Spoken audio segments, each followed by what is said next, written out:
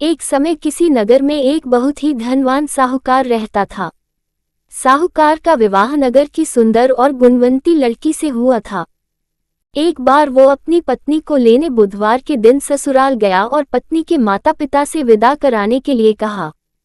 माता पिता बोले, बेटा आज बुधवार है, बुधवार को किसी भी शुभ कार्य के लिए यात्रा नहीं करते। लेकिन वह नहीं माना और उसने वहम की बातों को न मानने की बात कही। दोनों ने बैलगाड़ी से यात्रा प्रारंभ की। 2 कोस की यात्रा के बाद उसकी गाड़ी का एक पहिया टूट गया। वहां से दोनों ने पैदल ही यात्रा शुरू की।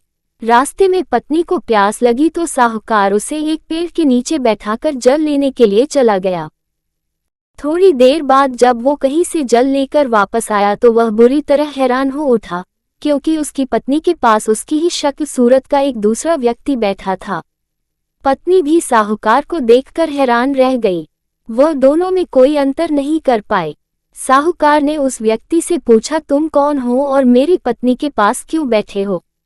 साहूकार की बात सुनकर उस व्यक्ति ने कहा, अरे भाई, यह मेरी पत्नी है।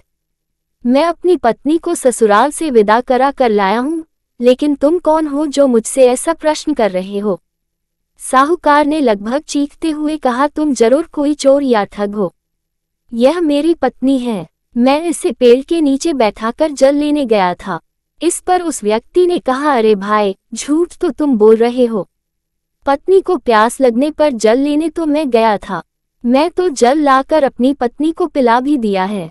अब तुम चुपचाप यहाँ से चलते बनो, नहीं तो किसी सिपाही को बुलाकर तुम्हें पकड़वा दूंगा। दोनों एक दूसरे से लड़ने लगे। उन्हें लड़ते देख बहुत से लोग वहां एकत्र हो गए। नगर के कुछ सिपाही भी वहां आ गए। सिपाही उन दोनों को पकड़कर राजा के पास ले गए। सारी कहानी सुनकर राजा भी कोई निर्णय नहीं कर पाया। पत्नी भी उन दोनों में से अपने वास्तविक पति को नहीं पहचान पा रही थी। राजा ने उन दोनों को कारागार में डाल देने को कहा। राजा के फैसले को सुनकर असली साहूकार भयभीत हो उठा। तभी आकाशवाणी हुई, साहूकार, तूने माता पिता की बात नहीं मानी और बुधवार के दिन अपनी ससुराल से प्रस्थान किया।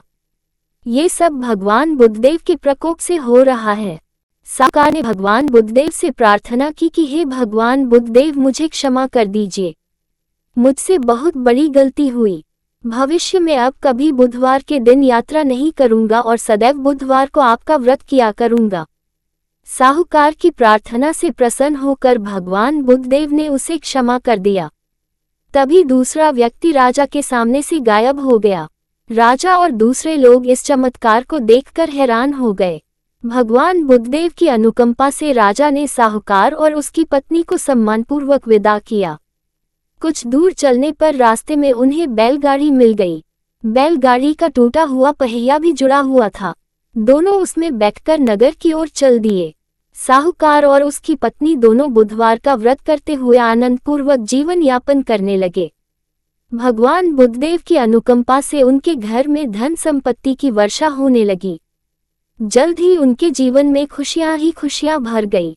बुधवार का व्रत करने से स्त्री पुरुष के जीवन में सभी मंगल कामनाएं पूरी होती है।